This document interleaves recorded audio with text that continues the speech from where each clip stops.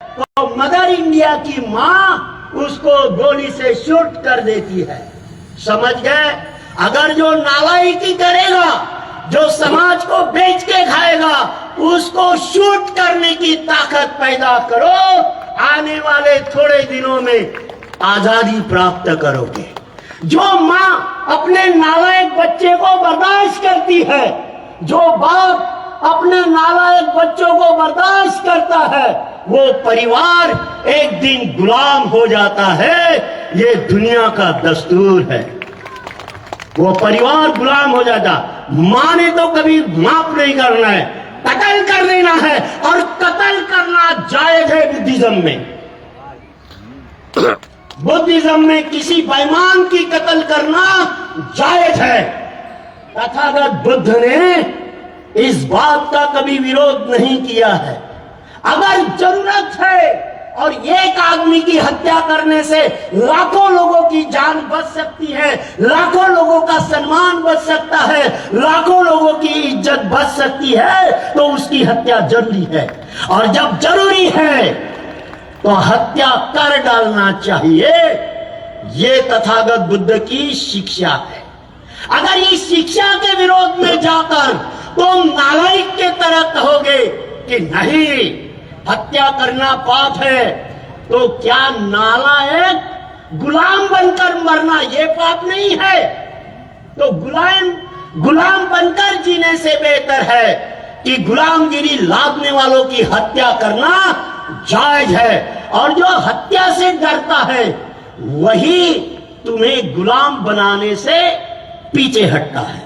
जो हत्या से डरता है, मौत से डरता है, और ब्राह्मण सिर्फ एक ही बात को डरता है, और वो मौत को डरता है। इतिहास उठा के देखो, ब्राह्मण डरता है, मौत को डरता है। ब्राह्मणों ने हमें गुलाम बनाया, ये छल कपट से बनाया है। इतिहास गवाह है, छल कपट कारस्तान। चाहे ब्राह्मण की बेटी हो, वो तो कपट कारस्तान में भी बड़ी माहिर होती है। जैसे बिच्छू का बेटा अगर काटे तो भी आदमी पागल बन जाता है ना? बिच्छू के बेटे में, अरे सांप के बेटे में भी तो जहर होता है, तो फिर सांप की बेटी में भी होता है ना? तो तुमने अपने घर में नाग कन्या को क्यों लाया? बाबा साहब के आंदोलन से जो हमें सहूलतें मिली है, उसको हम लेते हैं, पढ़ते हैं, जॉब करते हैं, और बड़ी नौकरी मिलने के बाद हम बामन के बेटी से शादी करते हैं, है ना? तो बाबा साहब को हमने कब समझा? बाबा साहब कहते हैं, क्या कहते हैं? अबे मैं मदारी हूं, मदारी। बाबा साहब कहते हैं, मैं मदारी हूं, मदारी। मैं इस नागिन को ऑपरेट कर सकता हूं, इसको हैंडल कर सकता हूं, इस नागिन को, लेकिन तुम मदारी नहीं हो, इसलिए नागिन मत पालना। तो बाबा साहब की बात हमने सुनी नहीं सुनी, और न जाने कितने धुताल लोगों ने अपनी अपनी बीबी या ब्राह्मण परिवार की है। हरामखोर, कुत्ते, नालायक, बराबर है ना? अब बाबा साहब कहते हैं कि मैं पत्थर हूं, पत्थर। मैं मट्टी का ढेकुल नहीं हूं, मैं मट्टी का ढेकुल नहीं हूं। अबे नालायकों, अब मैं कहां भी जाऊं, मैं पार्लियामेंट में जाऊं, या विधानसभा में जाऊं, या राज्यसभा में जाऊं, या कोई पद ले लूं, है ना? लेकिन मैं पत्थर हूं। मैं गलने वाला नहीं, लेकिन तुम मट्टी के ढेकुल हो। जानते हो, थोड़ा सा पानी गिर गया, ढेकुल बिखर जाता है। समझ गए ना? तो तुम ढेकला हो, ढेकलो। कौन बोलते हैं? बाबा साहब अंबेडकर बोलते हैं, है ना? तो ढेकुल लोगों ने इस तरह का काम नहीं करना है, जिससे अपने समाज का दर्जा, अपने समाज की लेवल नीचे आ जाए। ऐसा काम नहीं करना चाहिए। मैं कहता हूं कि भारत बौद्ध में करना है, ये बाबा साहब ने बहुत पहले बात कही है। बाबा साहब ने कही है कि भारत बौद्ध में करना है, तो भारत बौद्धमय अभी तक क्यों नहीं हो रहा है? जानते हो कमियां किसमें है? आप लोगों में है।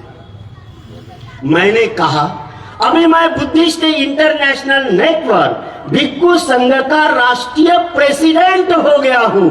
कल तक मैं प्रभारी था, अब मैं कौन बन गया हूं? प्रेसिडेंट बन गया हूं। और जिस दिन से मैं प्रेसिडेंट बना, ना ही मैं 8 घंटे नींद लेता हूं और ना ही 2 टाइम खाना खाता हूं। समझ गए? जहां थोड़ा थोड़ा मिल गया वो खाके मैं सफर में रहता हूं। लोगों से मुलाकात लेना, लोगों से बात करना, लोगों के सुख दुख को समझना। अभी तक भंते सोमानंद ने अपनी छोटी सी जिंदगी में 20 राज्य घूम चुका हूं। कितने? 20 राज्य घूम चुका हूं। अब घूमते घूमते किसी ने सवाल किया कि भंते सोमानंद, क्या आपने बुद्ध गया को देखा है? मैंने कहा नहीं देखा है। कैसे आदमी हो, भिक्खु हो, चिवर वाले हो और बुद्ध गया को नहीं देखा आपने? कैसे मोंक हो? मैंने कहा और पूछ, क्या आपने सारनाथ को देखा? मैंने कहा नहीं देखा। कैसे भिक्खु हो, सारनाथ को नहीं देखा? आपने लिंबुनी को देखा? मैंने कहा नहीं देखा। तो कैसे भिक्खु हो? फौरन बोल दिया। और तोप कैसी चलाते हैं? तोप की तरह बरस पड़ा मेरे के ऊपर। मैंने कहा 42 साल के अंदर 5,500 कैडर कैंप मैंने लिए हैं। तूने कितने लिया? 42 साल के अंदर 5,500 कैडर कैंप पूरे देश के अंदर मैंने लिया है, जिसमें 15 स्टेट छूट चुके हैं। तो इसी दौरान मुझे बहुत सारे भिक्खु मिले। आज जिस दिन मैं ये जवाबदारी लिया, उस दिन मैं अकेला नहीं, हम सिर्फ 2 मोंक थे।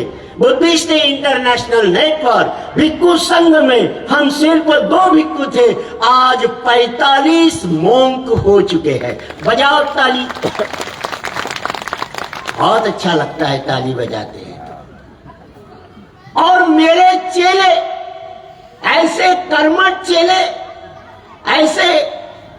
ऐसे 7 चेले हो गए हैं। कितने? 7 चेले, जिसमें 3 महिलाएं हैं। इसमें से छत्तीसगढ़ को संभालने वाली भिक्षुनी यहां आ चुकी है, जिसको बोलने का मौका मैंने नहीं दिया। लेकिन जो मध्य प्रदेश की प्रभारी है बुद्धिस्ट इंटरनेशनल नेटवर्क भिक्खु संघ की, जो प्रभारी है, ये प्रवज्जा, आपने सुना है उसको? तो इनके तरह और भी 5, और इनको मैंने कह दिया है कि तुम्हें विहार में जीना नहीं है, विहार में रहना नहीं है और विहार में मरना नहीं है। तू कहीं भी मर, चलते चलते मर जा, चलेगा, लेकिन विहार में नहीं मरना और विहार में नहीं रहना है। आज 15 साल हो रहे हैं भंते सोमानंद को किसी विहार में कभी नहीं रहता। जहां रात हो गई उस गांव में रहता हूं, जहां रात हो गई उस गांव में मैं रहता हूं। और गांव में हर कोई विहार नहीं है। बहुजन हिताय बहुजन सुखाय के लिए हम लोग तैयार कर रहे हैं और लोग तैयार करके उन्हें प्रशिक्षित कर रहे हैं। कैसे बोलना, कैसे चलना, कैसी बात करना, कैसा काउंटर करना, कैसे शत्रु को पहचानना, कैसे काउंटर थ्योरी बनाना, कैसे काउंटर प्लान बनाना, ये सारे पैसे जमा हो गए हैं। आज मेरे पास बहुत सारे पैसे जमा हो गए हैं। ये पैसे चीवर खरीदने के लिए नहीं है, ध्यान में रखना। ये पैसे चीवर खरीदने के लिए नहीं है, मोबाइल खरीदने के लिए नहीं है, साबुन सोडा खरीदने के लिए पैसा नहीं है। वो सब फुकट में मिलता है हमको, समझ गए? तो ये पैसा किस लिए है? तुम लोगों में से ये एक गाड़ी होगी, आपके लिए गाड़ी होगी, 2 सेवक होंगे, और जहां प्रवचन रखा है, जहां मार्गदर्शन का कार्यक्रम रखा है, वहां ले जाना, लाना, ले जाना, आपकी रहने की व्यवस्था करना, आपके भोजन की व्यवस्था करना, आपके स्टेटस को, आपके दर्जे को मेंटेन करने का काम उस पैसे से होगा। तो आज भारत बौद्धमय करना है, माय फुट, भारत बौद्धमय करना है, पूरे संसार को मैं बौद्धमय करना चाहता हूं, और इसके लिए मैं समर्पित हूं। मैं अकेला नहीं, तो पूरे के पूरे कार्यकर्ता लोग हैं। तुम लोगों में से कौन कौन से राज्य में जाएगा और धम्म का प्रचार करेगा, उनकी सारी व्यवस्था हम लोग करेंगे, गाड़ी देंगे, सब व्यवस्था करेंगे, बोलने की व्यवस्था करेंगे, माइक हम लगाएंगे, पत्रक हम छापेंगे, बांटेंगे हम, लोगों को हम लाएंगे। तुमने सिर्फ बोलने का इतना भी काम अगर नालायको तुम नहीं कर सकते हो और कहते हो भारत बौद्धमय होना चाहिए। अरे भारत बौद्धमय होना बहुत आसान बात है, सीखो संघमित्रा से। किससे सीखना है? संघमित्रा से। संघमित्रा सुना है मैंने कि वो 20 महीने अपने माँ के पेट में थी, यही बराबर है। कोई मेडिकल साइंस का होगा तो बता दो, मैंने सुना है 20 महीने अपने माँ के पेट में थी संघमित्रा। तभी तो वो तुमसे बहादुर थी ना, तभी तो उसने पूरे सिरोन को बौद्धमय किया ना, बराबर है। अरे मूर्खो, वो भी 9 महीने 9 दिन ही मां के पेट में थी।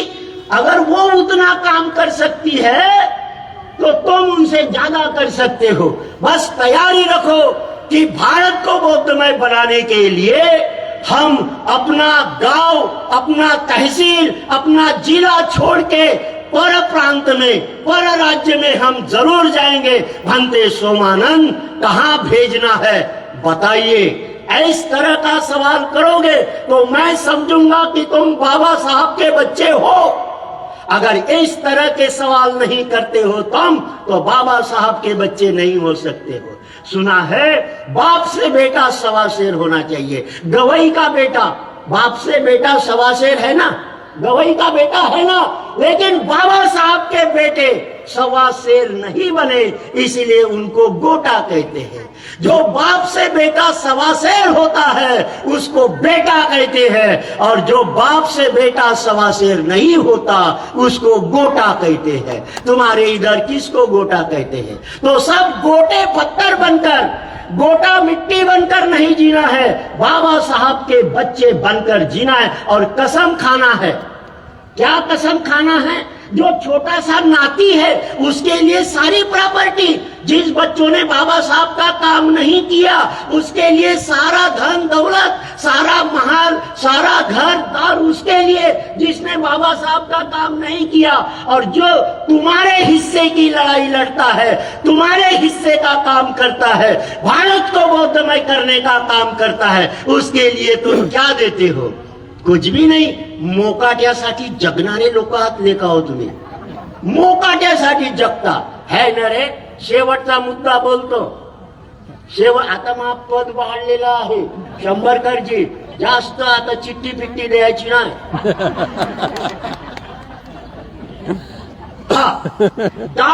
आता मी 100 रुपये, हाय बरोबर, मी जो त्या प्रश्नाचं उत्तर देईल त्याला मी 100 रुपयाची नोट देईन, ठीक आहे। डॉक्टर बाबासाहेब आंबेडकरांचं लग्न झालं, बाबासाहेबांचं लग्न झालं, त्यांच्या बापाने म्हणजे रामजी बाबानं किती पत्रिका छापल्या, किती लोकांनी वाटल्या, किती लोकांनी पंक्ता वाढल्या रामजी बाबानं?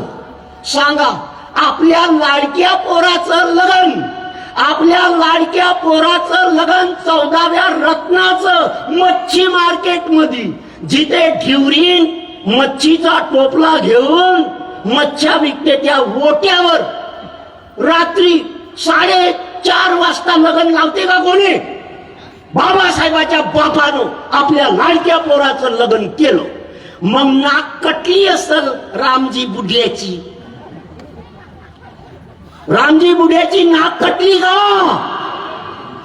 मग तुमच्या बापाची कटणार होती का? का रे? आपण म्हणू शकतो की बाबासाहेब आंबेडकरांचं लग्न झालं, रामजी बुड्यानं खर्च केलं नाही, लोकांनी जेवणाची पंगत दिली नाही, म्हणून का त्याची नाक कटली का? अरे लई हुशार बुड्ढा होता, बाबासाहेबाचा बाप लई हुशार होता, त्यानं आपल्या पोराच्या लग्नाचा पैसा वाचवलं आणि त्याच्या शिक्षणावर खर्च केलं, तो विद्वान झाला. आणि तो विद्वान होऊन तुमच्या आमच्या हितासाठी त्यांची विद्वत्ता कामात आली बाबासाहेबाची. कळलं? म्हणजे लई चत्रा होता बुड्ढा, बरोबर आहे. आता आपण म्हणू शकतो की त्यावेळेस पेन्शनवर जगत होतं, रामजी बाबाचं घर हे पेन्शनवर जगत होतं ना, तर तेव्हा बुड्याजवळ नसतील पैसे. पण जेव्हा बाबासाहेबानं दुसरं लग्न केलं तेव्हा बाबासाहेबाचे बँकेत भरपूर पैसे होते. भरपूर पैसे असतानाही काय लग्न लॉन मध्ये लावलं बाबासाहेबांना, दुसरं हॉल मध्ये लावलं, लोकांनी पंगत वाढल्या, जेवण वाढलं नाही ना. एक नच्ची बाबासाहेबांना आपल्या लग्नावर खर्च केली नाही. माई साहेबाला पकडलं, सीधा कोर्टात घेऊन गेले, सह्या केल्या, झालं लग्न. हार बी नाही घातला त्यांनी एक दुसऱ्याच्या घरात, पण लग्न झालं का नाही? वाचवला पैसा. अरे सप्पा पैसा वाचवला आपल्या लग्नाचा. आणि तुमच्या आमच्या पोराबाराच्या शिक्षणावर त्यांनी खर्च केला. औरंगाबादले कॉलेज बनवून, मुंबईले कॉलेज बनवून. केला का नाही? केला ना. आणि तुमच्या बापानं का केलं? मोकाटे, पहिली पंगत, दुसरी पंगत, मांडवाची पंगत आणि मांडव वारवाची पंगत, मोकाट्यावर खर्च केला लेका हो तुम्ही. आणि म्हणून तुम्हाला गुलाम करण्यासाठी कोण्या दुश्मनाची गरज नाहीये, कोण्या दुश्मनाची गरज नाही. तुमचे गलत निर्णय, गलत इन्व्हेस्टमेंट, गलत निर्णय हे तुमच्या गुलामगिरीचं कारण ठरलेलं आहे. भंते सोमानंद 100 वर्ष वाचला पाहिजे असं जर वाटत असेल तर तुमच्या जिल्ह्यामध्ये, तुमच्या भागामध्ये राजदीप गुरुजी राहतात, त्यांना मदत करा. ते माई बिचारी सुषमा राजदीप, तिले मदत करा आणि तिच्या बुद्धीचा सदुपयोग करून घ्या. तिचे कार्यक्रम जिकडे तिकडे लावा आणि म्हणाचं सुषमा माताजी तुम्ही या, आम्ही तुमची जा याची तिकीट लावू, पूर्ण तिकीट देऊन, तुम्ही काही चिंता नको करा, एक टाइमचं जेवणही देऊ तुम्हाला, आहे की नाही. पण तुम्ही या आणि त्याला बोलवा, त्याचे शिबिर लावा आणि गाव खेड्यामध्ये एक वातावरण निर्माण करा, ज्या वातावरणामुळे आमच्या विरासतीवर हक्क अधिकार गाजवणाऱ्या बामणांची हिंमत होणार नाही, ते तसंही रिझाईन देऊन सोडून जातील. कळलं? हे काम तुम्हाला करायचं आहे. तुमच्या भागामध्ये दांडे साहेब काम करतात, आज शंभरकर साहेब काम करून राहिलेले आहेत. यांना सहखुशीने जमेल तेवढं सहकार्य करा तुमच्या भागामध्ये. आणि एवढं बी जमत नसेल तर मग असं करा की तुम्ही भारतामध्ये कोणता राज्य पाहिजे त्या राज्यात चालले जा आणि तेथी धम्माचा प्रचार करा. काय बनते? आपला जिल्हा मजबूत करणं बनते का नाही? तर परराज्यात जाणं परवडेल तुम्हाला. तर तुमच्या राज्यामध्ये तुम्ही पक्क करा. मी भारतातले 21 राज्य मी बघतो, एकटा बघतो. ठीक आहे, बरोबर आहे ना. तर मी 100 वर्ष वाचलं पाहिजे तर सांगतो तसं करा. आपला पैसा, आपलं टॅलेंट, आपली बुद्धी, आपली इंटेलिजन्सी, आपली ताकद आणि आपले रिश्तेदार आपल्या आंदोलनासाठी लावा. जो रिश्तेदार मोर्चात येतो, आंदोलनात येतो, तोच रिश्तेदार, बाकी कोणी रिश्तेदार नाही. लक्षात ठेवा. जो बाबासाहेबाच्या मुवमेंट मध्ये काम करतो त्यालाच पोरगी द्या आणि त्याचीच पोरगी मागा, उपट सुटाची मागू नका. समजलं? आजपासून रिश्तेदार ते येणाऱ्या काळात मान्यवर वामन मेश्राम साहेबांच्या नेतृत्वामध्ये राष्ट्रीय लेवलचं फार मोठं आंदोलन निर्माण होत आहे. संपूर्ण भारतात या आंदोलनाची तयारी म्हणून मी या कार्यक्रमाला मार्गदर्शन करण्यासाठी आलेला आहे.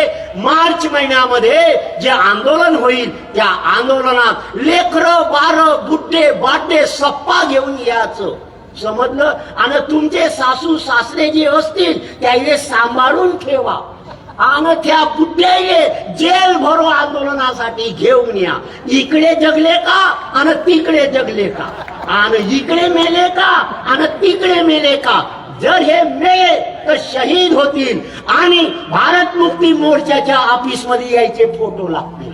आणि मी एव्हरी डे बनण्याची, सन्माननीय बनण्याची, आदरणीय बनण्याची, पूजनीय बनण्याची संधी बॉम्बसेट या संघटनेच्या द्वारे संपूर्ण ऑफशूट विंगच्या कार्यकर्त्यांनी निर्माण करून दिलेली आहे. तेव्हा वामन मेश्राम साहेबांच्या आंदोलनात मोठ्या संख्येने उपस्थित होऊन बामणाचं कंबरड तोडाचं आहे. जय भीम, नमो बुद्धाय, जय भारत, जय मूळ निवासी.